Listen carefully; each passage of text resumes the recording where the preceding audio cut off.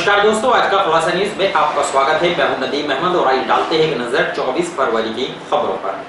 जिले में लगातार बनाई जा रही अवैध कॉलोनियों के खिलाफ बुधवार को मुजफ्फरनगर से पहुंची एमडीए की टीम ने बुलडोजर चलाकर अवैध कॉलोनियों को ध्वस्त कर दिया। इस दौरान कॉलोनी में मकान बनाने वाले लोगों ने विरोध भी किया, लेकिन पहले से मौजूद पुलिस व प्रशासनिक टीम के चलते उनका विरोध नाकाम रहा। शहर में करीब 7 अवैध कॉलोनियों के खिलाफ एमडीए की टीम ने कार्रवाई की है। इस दौरान एमडीए के सचिव महेंद्र प्रसाद ने अवैध कॉलोनियों के डीलरों के खिलाफ भी मुकदमा दर्ज कराए जाने की बात कही है। शामली शहर में पिछले काफी समय से प्रॉपर्टी डीलरों द्वारा अवैध कॉलोनियों का निर्माण कराया जा रहा है, जिसको लेकर पूर्व में भी एमडीए की टीम द्वारा कार्रवाई करते हुए कई कॉलोनियों को क्षतिग्रस्त कर दिया था। बुधवार को भी मुजफ्फरनगर से पहुंची एमडीए की टीम के सचिव महेंद्र प्रसाद ने शामली शहर में एसडीएम सदर संदीप कुमार सहित पुलिस प्रशासनिक टीम को साथ लेकर शामली शहर में करीब 7 अवैध कॉलोनियों के खिलाफ बड़ी कार्रवाई करते हुए कॉलोनियों में किए गए निर्माण को बुलडोजर से हटा दिया। इस दौरान उन्होंने शहर के कन्नार रोड स्थित नहर पटरी पर प्रॉपर्टी डीलर द्वारा बनाए गए निर्माण को बलपूर्वक हटाया, जबकि नहर पटरी पर बनाए गए अवैध निर्माण को भी हटाया गया। इस दौरान उन्होंने बताया कि अवैध कॉलोनियों के निर्माण के चलते पूर्व में भी प्रॉपर्टी डीलरों को नोटिस दिया गया था, लेकिन उन्होंने प्रशासनिक आदेशों की कोई सुध नहीं ली, जिस कारण ये कार्रवाई की गई। विभागीय कार्रवाई से क्षुब्ध होकर कुछ लोगों ने भी इसका विरोध करते हुए एमडीए की कार्रवाई को रुकवाना चाहा, लेकिन इस दौरान पहले से मौजूद प्रशासनिक अधिकारियों सहित भारी पुलिस फोर्स के चलते उनका विरोध नाकाम रहा और एमडीए की टीम ने सभी अवैध निर्माण को बलपूर्वक हटा दिया। एमडीए की टीम द्वारा की गई बड़ी कार्रवाई से शामली जिले के तमाम प्रॉपर्टी डीलरों में हड़कंप मचा हुआ है। शामली में बिना लेआउट पास कराए कुछ इलीगल कॉलोनी काटी गई है, तो उन्हीं के खिलाफ ये कार्रवाई की जा रही है। पहले हम लोगों ने नोटिस दिया था और पहले भी कार्रवाई किया था, लेकिन कुछ प्रॉपर्टी डीलर दोबारा इलीगल कार्रवाई बना रहे हैं, तो उसी के दस्तिकरण की कार्रवाई की जा रही है। लगभग कितनी कॉलोनियों पर कार्रवाई की गई है सर?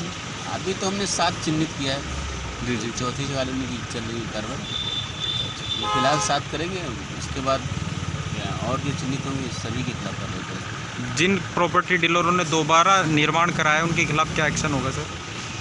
प्रॉपर्टी डीलर के खिलाफ FIR की खरीद दिया, FIR कराई जाएगी। ठीक है। कार सवार बदमाशों ने दिन दहाड़े एक मकान में घुसकर लूटपाट करने का प्रयास किया, लेकिन शोर शराबा होने पर व्यापारी ने एक को दबोच लिया, जबकि साथी को छुड़वाने के लिए पहुंचे बदमाश में से एक बदमाश को भीड़ ने पकड़ लिया। व्यापारी ने पुलिस को सूचना देते हुए दोनों बदमाशों को पुलिस के हवाले कर दिया। पीड़ित व्यापारी ने पुलिस को तहरीर देते हुए बदमाशों के खिलाफ कार्रवाई किए जाने की मांग की है। शामली के मोहल्ला रेलपार गली नंबर 7 निवासी सुंदर कुच्छल पुत्र स्वर्गीय हरीश कुच्छल अपने मकान में बिस्कुट व नमकीन की एजेंसी चलाता है। गुरुवार के दोपहर के समय वे अपने मकान पर बैठा खाना खा रहा था। बताया जाता है कि तभी उसके मकान के पास आकर कार रुकी और उसमें सवार 4 लोगों ने 3 घर में घुस आए और घुसते हुए खाना खाते हुए सुंदर को तमंचे के बल पर आतंकित करते हुए घर में ही लूटपाट का प्रयास किया। इस दौरान जब पीड़ित की मां पहुंची तो बदमाशों ने उसे भी मारपीट कर गाली गलौज की और गले की चाबी मांगी गई, जिसकी दहशत से पीड़ित ने बदमाशों को चाबी दे दी और एक बदमाश नीचे जाने लगा तो द्वितीय तल पर रहने वाली पीड़ित की नानी ने शोर शराबा कर दिया। जब बदमाश ने गोली चलने का प्रयास किया तो व्यापारी भी सहस का असमंजस्य में पड़ गया और उसने साहस का परिचय देते हुए हाथापाई करते हुए उसका तमंचा छीन लिया, उसे दबोच लिया गया, जबकि उसके दोनों साथी मौके से गाड़ी में बैठकर फरार हो गए। मामला यहीं नहीं रुका, थोड़ी देर बाद दोनों बदमाश फिर वापस लौटे और उसने अपने साथी को छुड़ाने का प्रयास किया, लेकिन भीड़ ने उनको में से एक बदमाश को दबोच लिया, जबकि 2 बदमाश भागने में कामयाब रहे। मामले की सूचना पुलिस को दी गई। सूचना मिलते ही पुलिस भी मौके पर पहुंच गई और दोनों बदमाशों को दबोचते हुए तमंचे सहित थाने ले आए। पीड़ित ने पुलिस को धैर्य देते हुए बदमाशों के खिलाफ कार्रवाई किए जाने की गुहार लगाई है। वहीं पुलिस पूरे मामले की गंभीरता के साथ जांच कर रही है। शामली के चर्चित हत्याकांड अजय पाठक के मामले में मुकदमे की पैरवी कर रहे भाई ने मुजफ्फरनगर कारागार में बंद अपराधी पर भयभीत करने व धमकी दिलवाने का आरोप लगाते हुए पुलिस अधीक्षक कार्यालय में शिकायती पत्र सौंपा है। पीड़ित ने मामले में जांच करते हुए परिवार की सुरक्षा की गुहार लगाई है। आदर्श मंडी थाना क्षेत्र के मोहल्ला रेलपार पंजाबी कॉलोनी निवासी हरिओम पाठक पुत्र पंडित हंसराज पाठक ने एसपी कार्यालय पर शिकायती पत्र सौंपकर बताया कि उसके छोटे भाई अजय पाठक और उसकी पत्नी स्नेहा पाठक, पुत्री वसुंधरा पाठक व पुत्र भागवत पाठक की 30 दिसंबर 2019 को अपराधी हिमांशु सैनी पुत्र मुकेश कुमार सैनी गांव झाड़खेड़ी थाना कैराना द्वारा हत्या कर दी गई थी, जिसमें आदर्श मंडी थाने पर मुकदमा दर्ज होने के बाद ही आरोपी को मुजफ्फरनगर जेल में बंद कर दिया गया था। पीड़ित ने आरोप लगाया कि उसका एक साथी अभिषेक पुत्र सत्येंद्र, जो जेल से जमानत पर आया है, उसने धमकी देते हुए 5 लाख रुपए की फिरौती देने की मांग की और न देने पर जान से मारने की धमकी दी है। पीड़ित ने बताया कि धमकी के बाद से उसका परिवार दहशत में है। पीड़ित ने एसपी से मामले में पूरी जांच करते हुए कार्रवाई किए जाने की मांग की है। शामली के मोहल्ला काका नगर में द्वेष पर्व कामना सिद्ध संकट मोचन महायज्ञ का आयोजन किया गया, जिसमें शहर तथा आसपास क्षेत्रों से पहुंचे श्रद्धालुओं ने आहुति प्रदान कर धर्म लाभ उठाया। इस दौरान विशाल भंडारे का भी आयोजन किया गया। बुधवार को शहर के मोहल्ला काका नगर में सर्व कामना सिद्ध संकट मोचन महायज्ञ का आयोजन किया गया। भीष्म द्वादशी के शुभ अवसर पर ब्रह्मवादी पंडित संजय शास्त्री ने सर्व कामना सिद्ध संकट मोचन महायज्ञ विधि विधान वेद मंत्रों के साथ संपन्न कराया। ये यज्ञ प्रत्येक वर्ष समाज कल्याणार्थ एवं कलयुग के धर्मोत्थान के लिए कराया जाता है। इस दौरान शहर तथा आसपास क्षेत्रों से पहुंचे लोगों ने आहुति प्रदान कर धर्म लाभ उठाया। इस अवसर पर विशाल भंडारे का आयोजन किया गया, जिसमें लोगों ने प्रसाद ग्रहण कर धर्म लाभ उठाया है। समाजवादी पार्टी के दर्जनों लोगों ने प्रदेश के राज्यपाल को संबोधित एक ज्ञापन एसडीएम सदर संदीप कुमार को सौंपा, जिसमें उन्होंने कैराना विधायक नाहिद हसन और पूर्व सांसद तबस्सुम हसन के खिलाफ गैंगस्टर एक्ट में दर्ज किए मुकदमे की जांच कराकर उसको वापस लिए जाने की मांग की है। बुधवार को समाजवादी पार्टी के दर्जनों लोगों ने शामली कलेक्ट्रेट पहुंचकर प्रदेश के राज्यपाल को संबोधित एक ज्ञापन एसडीएम सदर संदीप कुमार को सौंपा, जिसमें उन्होंने कहा कि कैराना की पूर्व सांसद तबस्सुम हसन, कैराना विधायक नाहिद हसन के 2 बार चुने जाने पर उनके समर्थक उनके साथ खड़े हैं। ये परिवार कैराना लोकसभा व सहारनपुर लोकसभा विधानसभा विधान परिषद में क्षेत्र के प्रतिनिधित्व कर चुके हैं। हमेशा मुश्किल घड़ी में लोगों का साथ देते हैं। लॉकडाउन के दौरान भी कैराना विधायक नाहिद हसन और पूर्व सांसद तबस्सुम हसन ने लगभग 50 लाख रुपए से भी ज्यादा की सामग्री कैराना लोकसभा और सहारनपुर लोकसभा में जरूरतमंदों को पहुंचाई थी। इन सब बातों के बावजूद भी कैराना पुलिस द्वारा गैंगस्टर एक्ट लगाकर लोगों की भावनाओं को ठेस पहुंचाने का काम किया है। उन्होंने उक्त सभी गैंगस्टर के मुकदमों को वापस लिए जाने की मांग की है।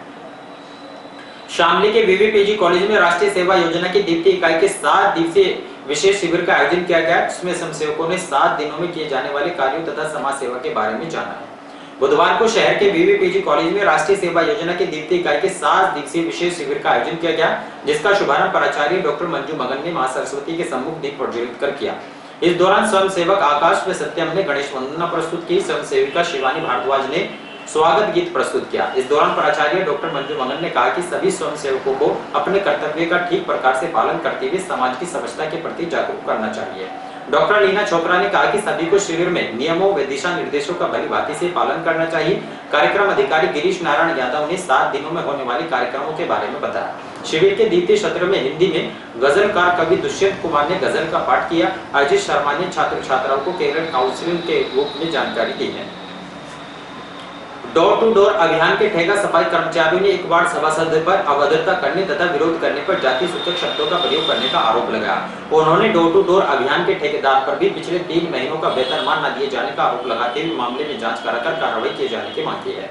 इस दौरान उन्होंने सफाई कर्मचारियों ने पालिका में प्रदर्शन करते हुए हंगामा भी किया है।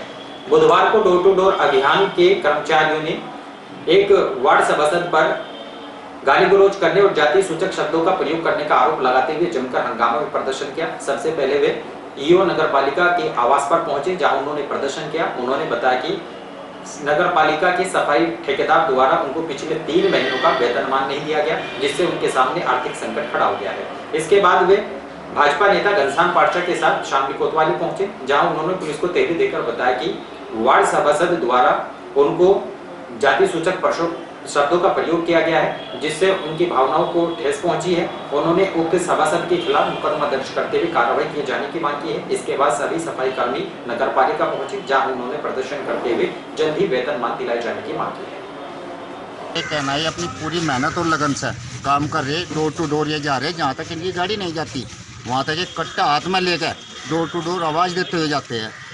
इनसे कोई परेशानी नहीं है वार्ड वालों को। ये एक राजनीतिक मुद्दा बनाया जा रहा है, अपनी राजनीति चमकाने के चक्कर में इन गरीब आदमी को परेशान किया जा रहा है। नगर पालिका में जो डोर टू डोर कूड़ा कलेक्शन के कर्मचारी हैं और नगर पालिका ठेका प्रथा में काम कर रहे हैं, उन सब की तनख्वाह को 3 महीने हो चुके। इन लोगों की तनख्वाही 5,000 रुपये है, लेकिन कुछ मेंबर सभासद गुटबाजी के कारण इन लोगों के खिलाफ शिकायत करी कि ये लोग 600 घरों में काम नहीं करते। चलो मान लिया 600 घरों में काम नहीं करते। इन लोगों ने बिल्कुल सभ्य तरीके से ईओ असेंबली से बात की कि हमें उन 600 लोगों की लिस्ट उपलब्ध करा दें जिनका यहाँ हमने काम नहीं करा। ईओ असेंबली संतोषजनक कोई जवाब नहीं दे पाए। उसके बाद ये लोग सैनिटरी इंस्पेक्टर के पास गए नगर पालिका में, कहा सर हमें सजा तो सुना रहे लेकिन ये तो पता चले कि मुकदमा किसने कायम करा, हमें ये तो पता चलना चाहिए किन के घर में हमने काम नहीं करा। तो इंस्पेक्टर का भी जवाब था कि मैं इन लोगों से लिखित में मांग रहा जिन लोगों ने शिकायत करी कि उन 600 लोगों की लिस्ट उपलब्ध करा दें ताकि जाके हम सर्वे कर लें, उनके घरों में काम हुआ ही नहीं हुआ। ये लोग 3 वर्ष से लगातार काम कर रहे, अब तक कोई शिकायत नहीं आई इनकी। या तो वो लोगों की लिस्ट उपलब्ध करा दें, सर्वे कर लें, उनके घर में काम हुआ ही नहीं हुआ। अगर काम नहीं कर रहे तो 3 साल में कोई शिकायत क्यों नहीं आई? तो सुबह बदतमीजी भी की गई किसी वार्ड मेंबर द्वारा। हाँ, ये लोग बता रहे। बताओ भाई तुम लोग कौन कौन थे, बताओ। तो किसने बदतमीजी करी? सुपरवाइजर थे 5 जने, राहुल, मैं, धर्म, आतिश और राजा। तो अमित विश्वकर्मा के यहाँ हम पहुँचे। मैं कहा भाई साहब नमस्कार जी, ये 2 बात हुई। उन्होंने कहा कहले हाँ भाई कैसे तुम? मैंने कहा जी उन 220 आदमियों को मैं लिस्ट दे दूँ या उनका भवन नंबर बता दो मैं। उन्होंने कहा कि भाई ऐसे नहीं बताने का, मैं या तो मैं ईओ को बताऊंगा या खाद्य निरीक्षक को बताऊंगा या इंस्पेक्टर साहब है मैं नगर पालिका में। हमने कहा जी आप बता दो। कहले ऐसे नहीं मैं बताने का, जाओ तुम्हें जो करना।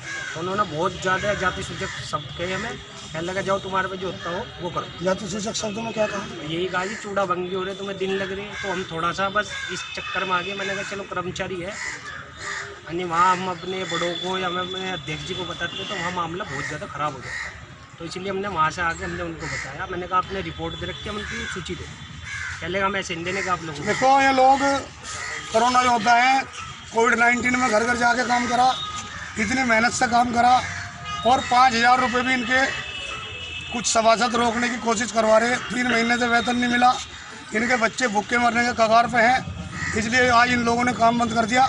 और अगर इन लोगों की मांग नहीं मानी जाती और उस उद्दंड सभासद के खिलाफ कोई कार्रवाई नहीं होती, तब तक ये लोग अपना काम बंद रखेंगे। या तो इन्हें लिस्ट उपलब्ध करा दें, खुद सर्वे करें या सर्वे करा लें, लेकिन मिथ्या आरोप बर्दाश्त नहीं करा जाने का और कर्मचारियों का उत्पीड़न बिल्कुल बर्दाश्त नहीं होने का। ये आपस की गुटबाजी के कारण जो इन कर्मचारियों को नुकसान पहुंचाना चाह रहे वो बिल्कुल नहीं होने दिया जाए। ठीक है। मेरा नाम सुमित कुमार है। अच्छा, क्या समस्या हो रही है आप लोगों के सामने? सर समस्या ये हो रही है, लड़कों अपनी ड्यूटी को पूरा कार्य दिल ईमान से कर रही है, उसके बावजूद भी इन्हें सैलरी टाइम पे नहीं मिल पाती। शिकायत आ रही है। शिकायत 20 घरों से जब ये कूड़ा ला रहे, एक आदमी शिकायत कर रहा तो ना बताओ 20 घर कैसे कूड़ा ले रहे। और इस चीज़ की सुनवाई जिसके पास भी कहे तो क्या गुंडागर्दी कर रही है, कभी कहे कि लगे ईओ के पास चले जाओ, कभी कहे उसके मेंबर के पास चले जाओ। पागल बना रखा आने का बेचारों का। तो अब आप लोगों की क्या मांग है? मुझे मांग यही है, हमारी टाइम पे इनकी सैलरी मिलती रही लड़कों को, हमारी और कोई मांग नहीं। और अपने जो एक आधी छुट्टी ना मिल जाए कोई दिक्कत नहीं है। समस्या हमारी है तो 2 महीने होने को है, अभी तक तनख्वाह तो मिली नहीं है पिछले महीने की। और 5,000 रुपये हमें सैलरी मिलती है। 5,000 रुपये सैलरी में इन सभी का गुजारा नहीं हो पाता।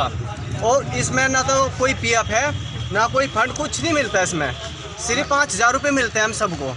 और 5,000 रुपये में अगर किसी का गुजारा होता हो, नहीं होता। 2 साल सारे हो गए सामने में इस काम को चलते हुए। और उसमें लॉकडाउन में भी काम चलाए। लॉकडाउन में भी कभी इन लोगों पे ध्यान नहीं दिया गया कि भाई इन लोगों को किस चीज़ की ज़रूरत है या नहीं है। ग्लव्स मास्क मिले लेकिन इतने नहीं मिले जिससे इन लोगों की पूर्ति हो सके। तो आपकी क्या मांग है? आपकी क्या मांग है आप लोगों की? हमारी मांग ये है कि भाई हमें सैलरी टाइम से मिले और सैलरी बढ़ा के मिले, संडे छुट्टी, और हफ्ते में 1 छुट्टी तो चाहिए। ठीक है। और इन्हीं खबरों के साथ समाचार बुलेटिन यही समाप्त है। दीजिए इजाजत, नमस्कार।